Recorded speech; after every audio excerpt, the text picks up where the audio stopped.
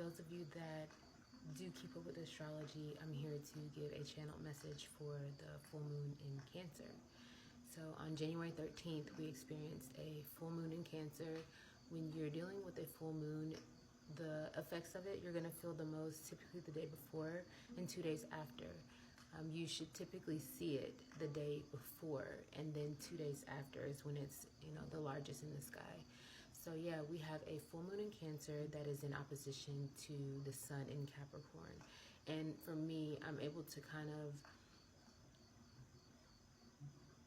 articulate that as balance, because Capricorn represents the father energy, Cancer represents the mother energy. So it's going to be important for you to really check and see where your placements are as that pertains to your chart specifically. So check and see where you have Capricorn placements, check and see where you have Cancer placements. With there being a full moon in Cancer, Cancer is one of the ruling luminaries. So Leo is a ruling luminary and Cancer is a ruling luminary. Whereas Leo represents the sun, Cancer represents the moon. They're the only two signs that do not have planets as their rulers, right? So with that energy, it's very, very dense emotional energy. And this is something that I kind of came up with today was, as human beings, we are here having an experience, and it is an emotional experience, and we naturally carry emotions with us. But what the important thing to know is you do not have to be emotional all the time. Step into your state of being and knowing that your emotions are just part of your experience. You don't have to live out your emotions. You don't have to live in your emotions. And with the heavy Cancerian energy, especially being in its home sign of the moon, it will be very dense energy. But with it being in Capricorn season, that's the break. It's giving you that huge balance there, so you can really take notice and see where in this energy do I need to apply it to my own life. So I think that with it affecting all of the cardinal signs being Aries, Cancer, Libra, and Capricorn, those signs will feel the effects the most. The moon in Cancer is at 24 degrees, and with it being at 24 degrees, it's not as intense as it would be if it was closer to 0 degrees. But even myself, I have been feeling the effects of this moon, and I had to take a second, I had to take a step back, whoa. I'm feeling the effects so superbly that I can't ignore it. What I have noticed about Cancerian energy, it being the mother energy, is really, it puts you in your feels. And it's okay to be in your feels. It's important to be in your feels because that's a huge part. That's like the basis of the human experience, is to feel things. A lot of people don't understand that that's the purpose of the human experience. That's really one of the reasons why I steer away from drugs. I don't do drugs. I don't indulge in drinking alcohol because it alters the natural experience of what you're supposed to feel. And I'm not saying those things to shun people that choose that route. We all have free will. What I'm saying is it alters the state of existence in which you're supposed to experience those things. It amplifies the experience a lot more. And then on top of that, a lot of people are not typically able to carry that energy, so it could end up in a destructive path. I definitely would suggest during this Cancer moon to stay away from anything that could put you in a compromised state or inebriated, because it's already extremely strong. So the message that I channeled from yesterday was, with Cancerian energy and that representing the mother, being in Capricorn season and that representing the father, a lot of people underestimate the power of love. And when we come here to this planet, when you incarnate on this planet, the motive is to learn love. Love is respect. Love is understanding. Love is not to be captured. It's to be experienced. And as human beings, we always want something that we can put in our pocket or put in our purse. We don't really know how to experience things without trying to take ownership of them. And love is not an ownership type of thing where you can own someone else's love, right? Love is devotional. Love is, it feels damn good. And that's the purpose of it. It's to feel the feels that comes with it, but also the lessons that come with love. And even though love feels good, it's got to feel good, because the lessons that it comes with a lot of times don't always feel the best. And the lesson that this Cancer moon has really been helping me to understand and channel is, do not underestimate the power of love. Underneath of hate, that started from love. It's an overabundance of love. On top of anger, misplaced passion. That is an overabundance of love. Love is the root of all emotion. But when people don't take the time to realize, like, love is the strongest emotion, love is the purpose, love is the direction, love is the reason, they will misplace the love that they have for something, or that they once had for something, and then they'll allow it to manifest into something different, which could be one of the lower vibrational frequencies. So also with us having our North Node in Pisces, the Cancer moon is in conjunct with the North Node in Pisces. So it's definitely giving, make sure the things that you're going after for this future, because the North Node will be in Pisces until July 27th of 26. Make sure the things that you're going after, North Node is future, is path, is purpose. Make sure the things that you're going after, you love. Don't do anything that you don't love. Don't do anything that you don't want associations with. Don't do anything that doesn't resonate with your soul.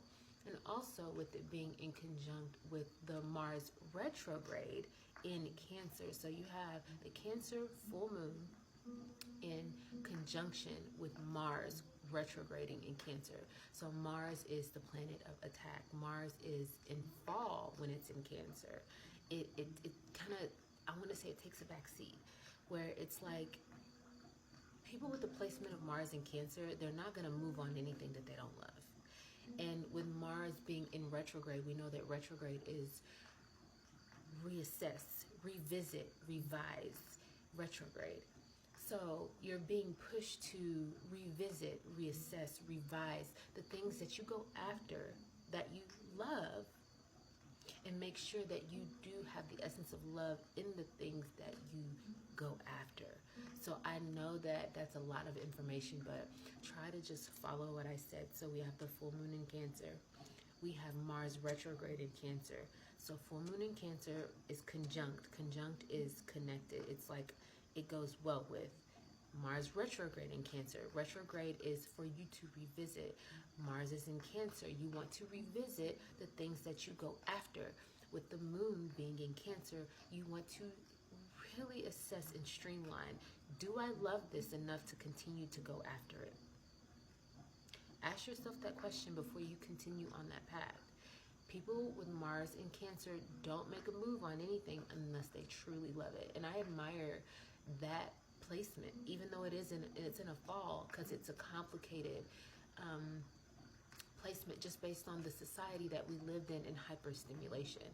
The society we lived in teaches, the society we currently live in, not lived, the society we live in teaches us to go after things because either you're told to, you're influenced to, or you're forced to. There's not a lot of space to really be able to just go after things because you love them. Because the world would look a lot different if people went after the things based on what they truly loved, and not what was instructional, not was only operational, not was only because you're forced to and told this is what you have to do. But with this current energy, you're being forced to take a step back. Capricorn season is the dead of winter. And even though we are on the cusp of Aquarius season, that Aquarian energy starts to creep in, and it's like, what's the betterment of the collective?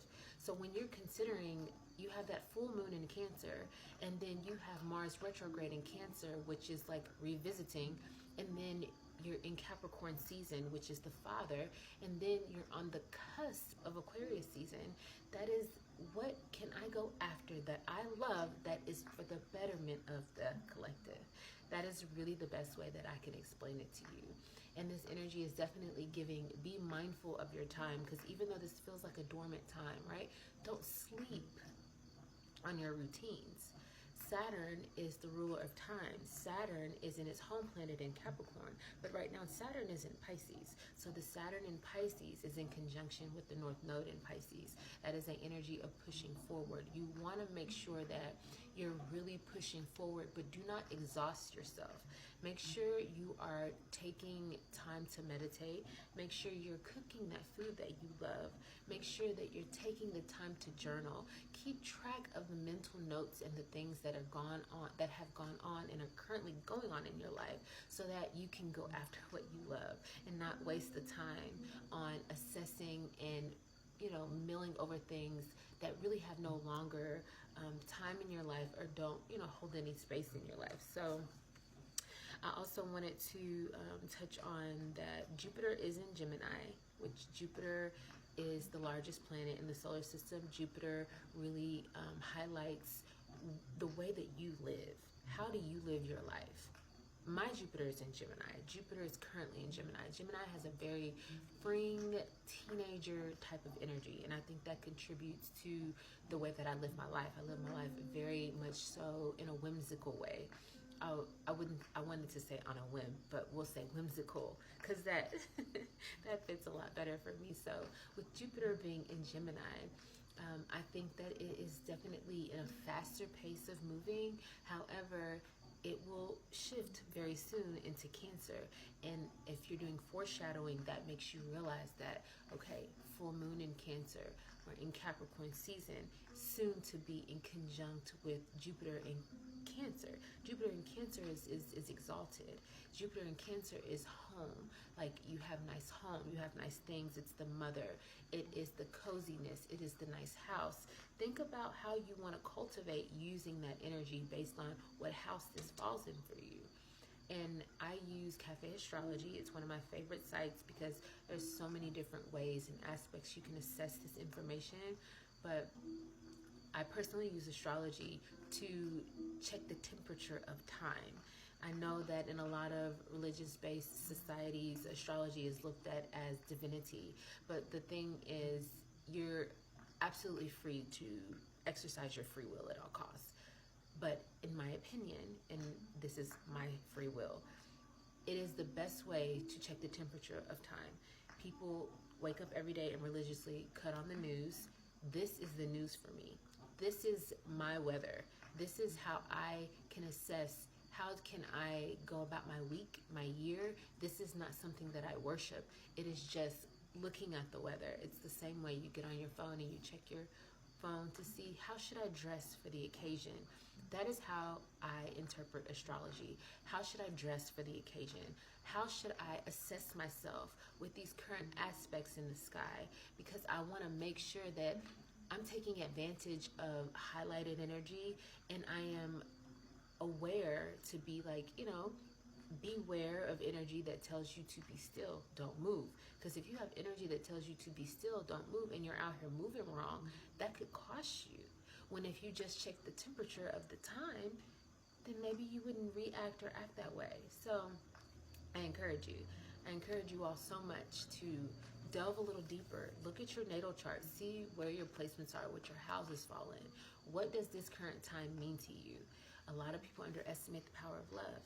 I've seen so many times where people will go after things that they love just to abandon them because it gets too hard.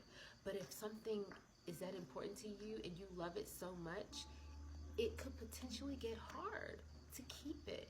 But because you love it, that is the fuel that you will be given to fuel you into keeping it. Don't let things go that you love, because later on down the line when you try to go and get it again, it won't feel the same, or it'll be harder to reobtain what you originally had when you loved it.